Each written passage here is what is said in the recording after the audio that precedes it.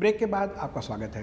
अभी हम चर्चा कर रहे थे जम्मू कश्मीर के चुनाव को लेकर के। जम्मू कश्मीर में आज की स्थिति में भाजपा की क्या क्या लगता है कि भाजपा सरकार बनाएगी या उनके समर्थन वगैरह कोई सरकार नहीं बनेगी?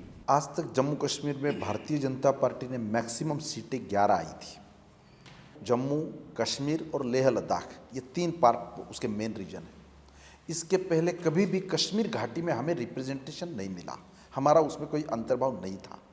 हमारा जो कोई फोर्सेस था, हमारा सब प्रेस जम्मू रीजन, जम्मू था या लद्दाख? फर्स्ट टाइम लद्दाख में हमने लोकसभा में जीत पाई है, वहाँ भी कुछ रिप्रेजेंटेशन हमारा हुआ है।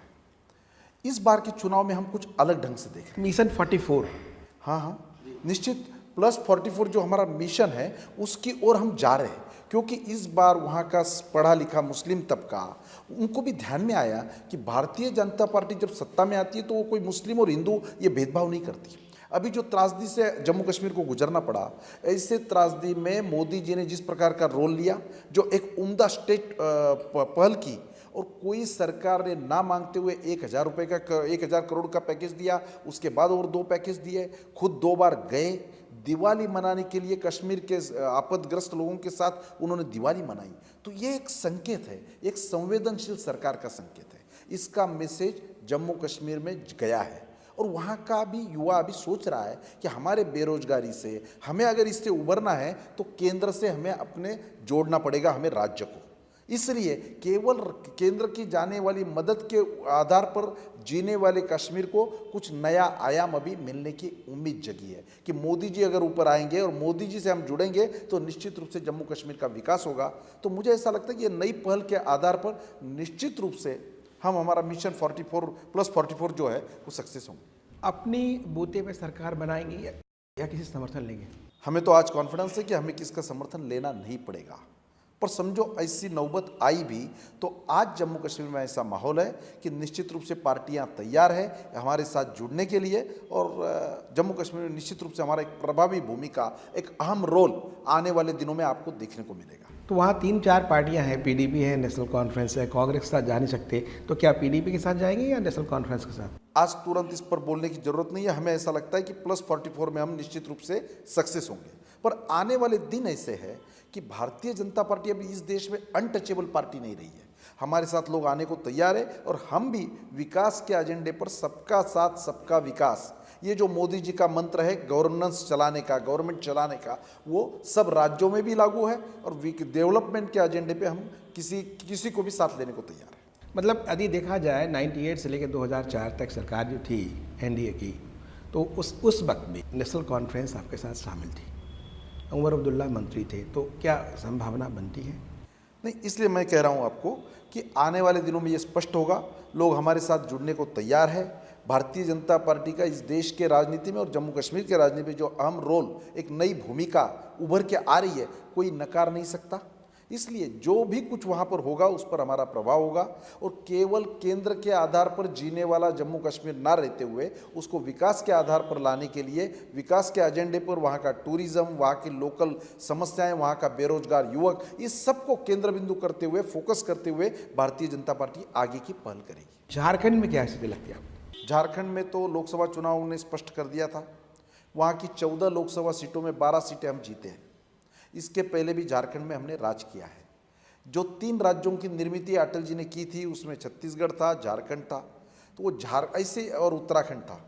तो झारखंड से हमारा एक इमोशनल संबंध है, हमने वो बनवाया है। झारखंड में अभी जिस प्रकार की लोकल राजनीति के कारण विकास का सब रुक गया है मामला, और वो झारखंड का विकास हो नहीं रहा, इससे जनता अलर्ट हो गई है। और निश्चित रूप से आने वाले चुनाव में majority, pure majority Bharatiya Janata party को वहाँ मिलने जा रही है। आपके मीडिया के माध्यम से भी जो सर्वे आ रहे हैं उसमें भारतीय जनता पार्टी बहुत आगे है, कांग्रेस तो वहाँ निग्लिजिबल है, और लोकल पार्टियों के भी आपसी संघर्ष, लोकल इंटरेस्ट और वहाँ का करप्शन, ये पूरे देश में चर्चा का विषय। लेकिन बहुमत किसी को मिलता दिख नहीं रहा है। हमें कॉन्फिडेंस है कि निश्चित रूप से अभी कल मोदी जी की पहले यात्रा वहाँ पर हुई है।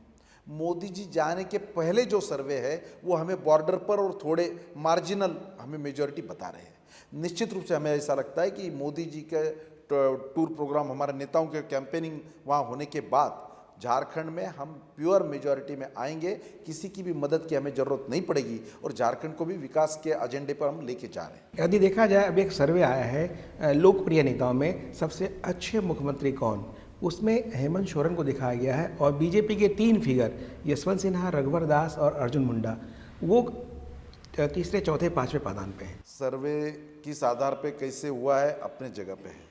जो लोगों को सर्वे में डाला भी है, यशवंत सिन्हा जी आज तक केंद्र की राजनीति में थे, तो इसलिए उसकी मैं तुलना नहीं करता। पर गए 5 साल का कार्यकाल, वहाँ का करप्शन, वहाँ की इंस्टेबिलिटी, वहाँ की अस्थिरता से उस प्रदेश का हुआ नुकसान, ये पूरी जनता के चर्चा में है। तो जनता ये नहीं, बाबूलाल मरांडी दूसरे नंबर पे हैं। बाबूलाल मरांडी जी भी पुराने हमारे पार्टी में थे, वो अलग से अपना मोर्चा खड़ा कर रहे हैं। पर देश का टोटल राजनीति की जो दिशा है, लोकल पार्टीज, प्रादेशिक पार्टीज को लोग कम करके लोग राष्ट्रीय राजनीति के ऊपर आ रहे हैं। तो मुझे ऐसा लगता है कि मोदी जी का प्रभाव निश्चित रूप से झारखंड में भी दिखेगा और सरकार आप बनाइए। निश्चित रूप से। रही बात अभी महाराष्ट्र की, महाराष्ट्र जिस तरह से अभी डामाडोल स्थिति में है और शरद पवार एनसीपी के अध्यक्ष का बयान आया कि यहाँ दोबारा चुनाव हो सकते हैं, सरकार किसी की बनती नहीं दिख रही। आज केंद्र में सरकार का नेतृत्व मोदी जी कर रहे हैं, पार्टी का नेतृत्व अमित भाई शाह कर रहे हैं। अमित जी एक स्ट्रैटेजिस्ट के रूप में पूरे देश में अभी उनकी पहचान बन गई है। वो thinking in advance, planning in advance and planning in detail, इसके माइक्रो मैनेजमेंट के वो माहिर हैं। महाराष्ट्र की हर घटना से वो वाकिफ़ है, उनका ध्यान है, हर विषय की जानकारी उनके पास है। और निश्चित रूप से महाराष्ट्र की जनता ने जो भारतीय जनता पार्टी को मैंडेट दिया है वो 5 साल के लिए दिया है। फर्स्ट टाइम महाराष्ट्र के इतिहास में ऐसा मैंडेट मिला है, गए 25 साल में किसी कोई प्योर इस प्रकार का मैंडेट मिला नहीं। लेकिन नंबर अभी भी श्याम जी कम है। आप 121 हैं, आपको चाहिए 144, 145 चाहिए। हमारे 121 में कुछ इंडिपेंडेंट भी लोग जुड़े हैं, कुछ जुड़ना चाह रहे हैं आने वाले दिनों में। पर नंबर गेम में तो हम सक्सेस हो जाएंगे, वो कोई बात नहीं। हमारी मदद करने के लिए लोग वहाँ पर आए भी है। अब तो विश्वासदर्शक ये भी अपने 6 महीने के लिए तो वो पारित हो गया है। महाराष्ट्र कोई भी अस्थिर नहीं रहेगा। एक टाइम जो महाराष्ट्र देश में नंबर 1 था, वो वापस नंबर 1 लाने के लिए भारतीय जनता पार्टी कमिटेड है और निश्चित रूप से हम उसमें सक्सेस होंगे। एक आरटीआई आया राज्यपाल के नाम, विद्यासागर राव के पास गया। उस आरटीआई में बताया गया है कि कितने निर्दलीय भाजपा सरकार को समर्थन कर रहे हैं, वो आंकड़ा उनके पास नहीं है। हालांकि भाजपा दावा कर रही है हमारे पास कई निर्दलीय हैं, कई ऐसे लोग हैं। जल्दी ही वहाँ के मंत्रिमंडल का भी एक्सटेंशन होना है। कोई इंडिपेंडेंट हमारे साथ जुड़ रहे हैं, बाकी भी क्या क्या डेवलपमेंट होगी आप देखोगे। मैं आपको इतना कह सकता हूँ कि महाराष्ट्र की गवर्नमेंट अस्थिर नहीं है। महाराष्ट्र में हमें जो मैंडेट दिया है विकास के लिए, उससे हम कटिबद्ध है और एक अच्छी सरकार देवेंद्र फडणवीस के नेतृत्व में हम चला के बताएंगे। एक 44 ईयर्स का युवा मुख्यमंत्री देश में क्या करिश्मा कर सकता है, वो महाराष्ट्र में आपको देखने को मिलेगा। आपसे ये बातचीत जारी रहेगी। वक्त है छोटे से ब्रेक का। ब्रेक के बाद हम फिर मिलते हैं।